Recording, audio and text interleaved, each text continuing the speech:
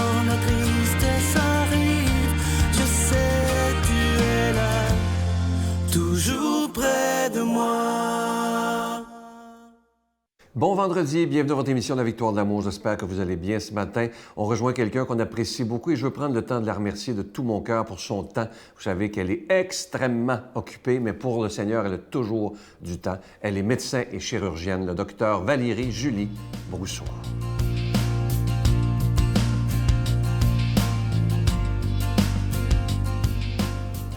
Bonjour, bienvenue à la chronique Nomade du désert. Ici le docteur Valérie Brousseau.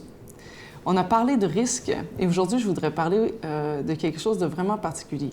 Cette limite entre le connu et l'inconnu, entre ce que l'intelligence et ce que le pressentiment peut laisser deviner.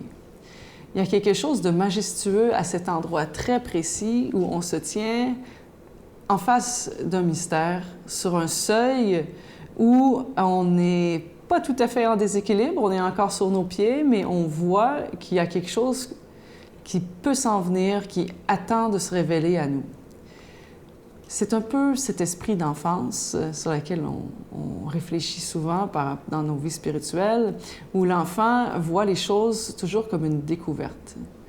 Il y a quelque chose de vraiment important dans cette disposition qui demande, chez nous les adultes, un effort constant d'être capable de retenir notre envie de tout saisir. Que ce soit d'un côté de vouloir tout structurer parce qu'on veut tout comprendre et donc ce qui n'est pas intelligible ou scientifiquement prouvable doit être nécessairement mis de côté parce qu'on ne peut pas mettre la main dessus, ou de l'autre côté, s'en aller vers un esprit de religiosité tellement organisé qu'on devient tellement légal qu'on finit par vivre selon un paquet de lois, de préceptes, aussi bon soit-il moralement, nous détache complètement de la présence d'un mystère qui est là dans nos vies de manière instantanée et éternelle.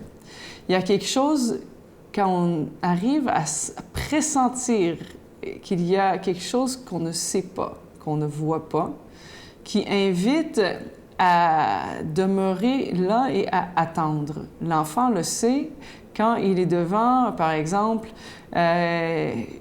simplement un animal au zoo et il attend de voir que l'animal, il va-t-il venir manger dans sa main ou pas. Il y a une rencontre qui l'attend. Il est là avec sa petite pinotte dans sa main, puis il attend que le singe vienne la chercher ou l'oiseau vienne y manger ou quelque chose comme ça. Et une fois que l'oiseau s'y pose, que le singe vient prendre sa petite pinotte, c'est absolument une révélation extraordinaire, c'est l'extase. Il y a quelque chose là qui est vraiment extraordinaire. Tout simple, événement du quotidien, réalité quotidienne. Mais c'est dans la disposition qu'on arrive à voir l'extraordinaire qui est dans l'ordinaire. Dans nos relations, on finit par s'habituer. On fait toujours les mêmes choses, on se rencontre dans les mêmes lieux, on finit par dire « je connais cette personne, je sais ce qu'elle pense » ou « je ne veux carrément pas rencontrer cette personne parce que je sais ce qu'elle pense ». Pourquoi pas changer les circonstances? Pourquoi pas ne changer de position pour être capable de peut-être voir qu'à partir de ce que l'on sait, de ce que l'on connaît, qui est juste, il y a encore devant nous une immensité à découvrir, une immensité qui attend de se faire connaître.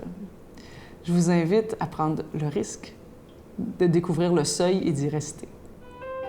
Notre Père qui es aux cieux, que ton nom soit sanctifié, que ton règne vienne, que ta volonté soit faite sur la terre comme au ciel. Donne-nous aujourd'hui notre pain de ce jour.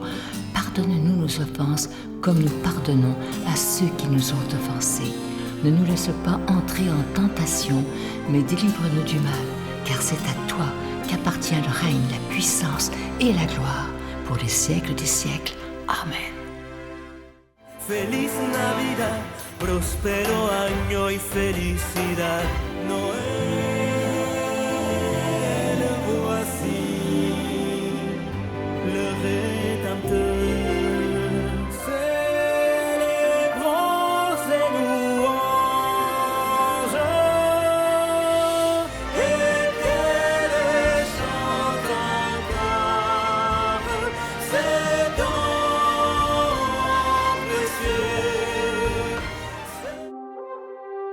Dans le cadre des festivités du 25e anniversaire de la Victoire de l'amour, nous vous invitons à un pèlerinage inoubliable en France, en compagnie du père Michel-Marie-Brigitte Bédard, Miguel Padilla et la participation occasionnelle de Sylvain Charon. Nous visiterons Lourdes, Saint-Malo, Mont-Saint-Michel, Lisieux et Paris. Nous assisterons au spectacle musical Bernadette de Lourdes qui attire des foules du monde entier. Célébration eucharistique avec le père Michel-Marie, du 25 septembre au 6 octobre 2020. Information 1-877-277-4412.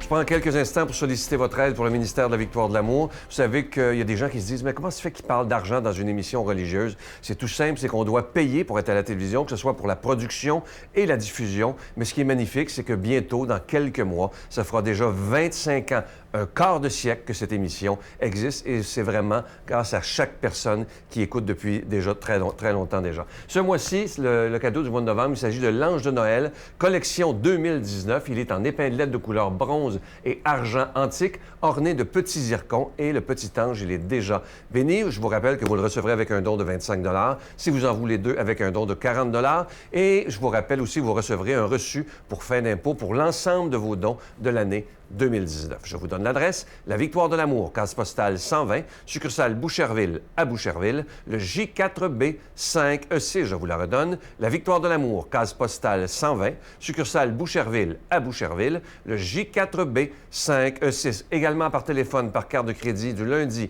au vendredi de 8h30 à 16h30 dans le 514-523-4433, 523-4433 ou sans frais le 1-888-811-9291, 1-888-811-9291 et aussi sur notre site Internet. Vous savez que c'est une façon très sécuritaire, rapide et efficace de faire votre don, le www.lavictoiredelamour.org. Alors, je vous rappelle ce magnifique cadeau du mois, une exclusivité de la Victoire de l'amour, l'Ange de Noël, collection 2019. Il est en épinglette de couleur bronze et argent, antique, orné de petits zircons, déjà béni. Merci de tout cœur.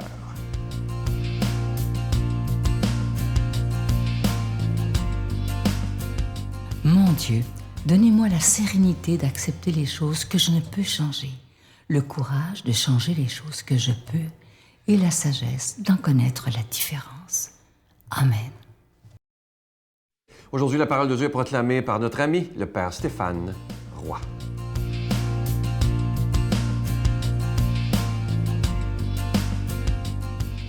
Bonjour à toi aujourd'hui, bon vendredi matin. Évangile de Jésus-Christ selon saint Luc. Entré dans le temple, Jésus se mit en en expulser les vendeurs. Il leur déclarait, « Il est écrit, ma maison sera une maison de prière. Or vous, vous en avez fait une caverne de bandits. » Et il était chaque jour dans le temple pour enseigner. Les grands prêtres et les scribes, ainsi que les notables, cherchaient à le faire mourir, mais ils ne trouvaient pas ce qu'ils pourraient faire. En effet, le peuple tout entier, suspendu à ses lèvres, l'écoutait.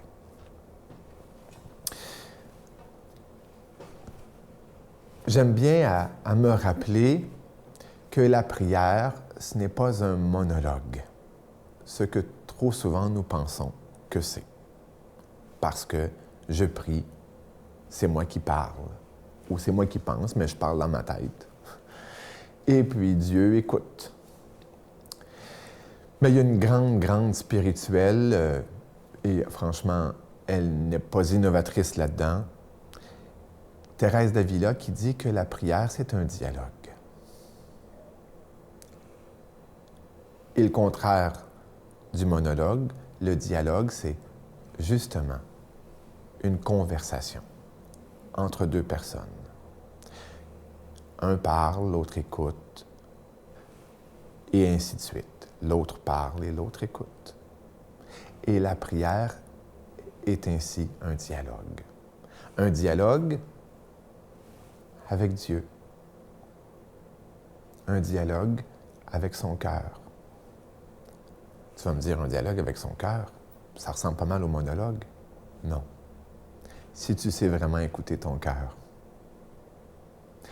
comme si tu sais vraiment écouter la voix de Dieu.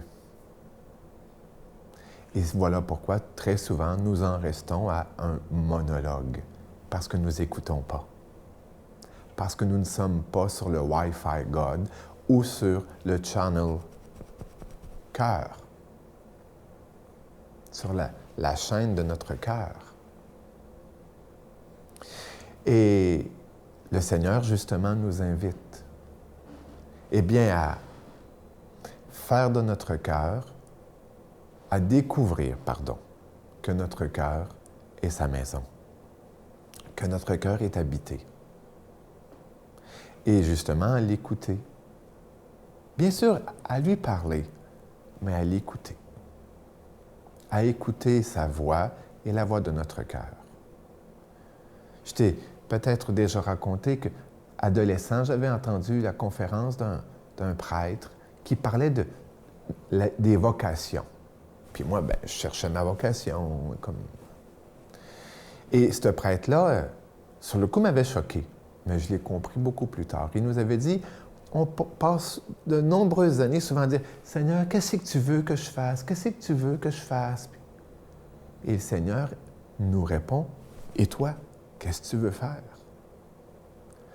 Sur le coup, je m'étais dit à moi-même, ce qu'il est en train de nous dire qu'il faut passer notre volonté pour la volonté de Dieu? Non. C'est qu'en étant vraiment attentif à nos rêves, ce qu'on veut, ce qui nous fait avancer, nos désirs, eh bien, si ce n'était pas justement d'écouter Dieu. Trop souvent, on subit et on ne choisit pas. Et Dieu est loin d'être quelqu'un qui veut que nous subissions. Lui qui est infiniment libre, même dans sa passion.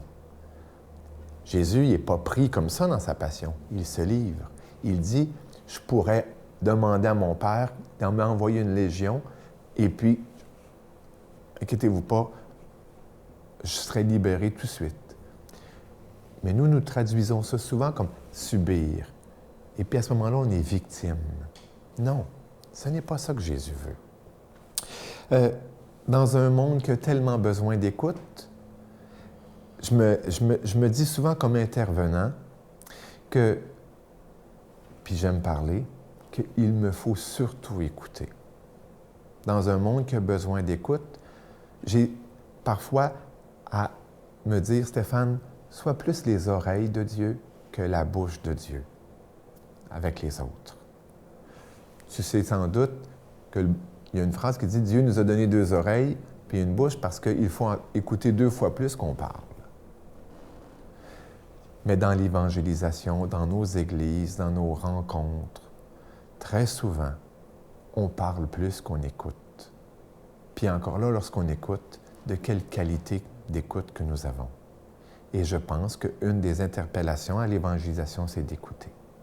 Que le Seigneur te bénisse en ce jour au nom du Père, du Fils et du Saint-Esprit. Amen. Je vous salue Marie, pleine de grâce. Le Seigneur est avec vous. Vous êtes bénie entre toutes les femmes, et Jésus, le fruit de vos entrailles, est béni.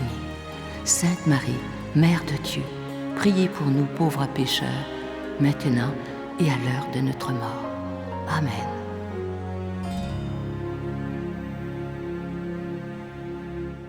Aujourd'hui, c'est vendredi, donc un moment de prière virtuelle cet après-midi avec la famille de la Victoire de l'Amour.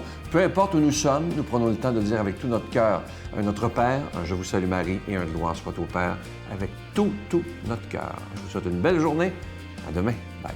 Puis je savais pas comment m'enlever cette douleur-là. La première fois qui m'est venue en tête, bien sûr, la potion magique. J'annonce ma petite amie de fille, on s'en va se saouler. Puis c'est là que ça a commencé, là, fort. C'est une solution. Tu sais, là, j'ai commencé à utiliser la boisson et la drogue comme solution.